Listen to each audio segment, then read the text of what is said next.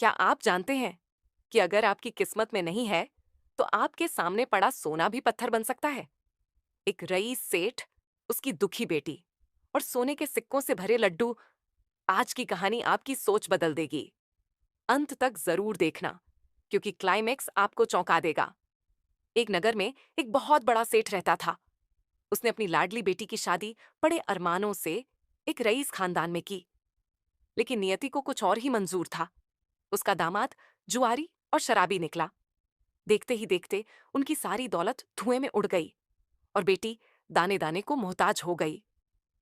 सेठानी का कलेजा अपनी बेटी का दुख देखकर फटता था। एक दिन उसने रोते हुए सेठ जी से कहा, आप पूरी दुनिया का भला करते हैं, तो अपनी बेटी को तड़पता हुआ क्यों देख रहे हैं? उसे कुछ धन क्यों नहीं दे देते? सेठ जी ने शांति से कहा, भाग्य से पहले और भाग्य से ज्यादा किसी को कुछ नहीं मिलता। जब तक उसका भाग्य नहीं जागेगा, मेरी मदद भी काम नहीं आएगी। एक दोपहर, जब सेठ जी घर पर नहीं थे, उनका दामाद अचानक वहां पहुंचा। सास ने सोचा, आज अच्छा मौका है। उसने चुपके से मोतीचूर के लड्डुओं के डिब्बे में सोने की अशर्फियां छिपा दी। पूरे 5 किलो लड्डू।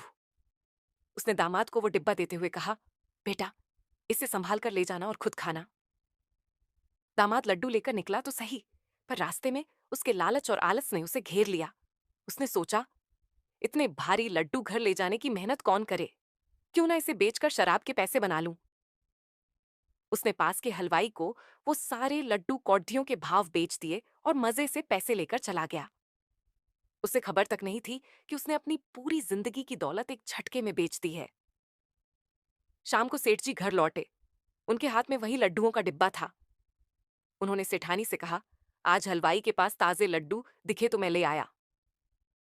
जैसे ही सेठानी ने डिब्बा खोला, उसकी चीख निकल गई। वही सोने की अशर्फियां उन लड्डुओं में चमक रही थीं। जब उसने पूरी बात सेठ जी को बताई, तो सेठ जी मुस्कुराए और बोले, देखा, वो सोना ना दामाद के भाग्य में था, ना उस हलवाई के। वो घूम फिरकर वापस मेरे पास ही आ गया। इंसान कितनी भी चालाकी कर ले, पर मिलता वही है जो ऊपर वाले ने लिखा है। दोस्तों, ये कहानी हमें सिखाती है कि मेहनत जरूर करें, लेकिन जो मिला है उसमें संतोष रखना सीखें।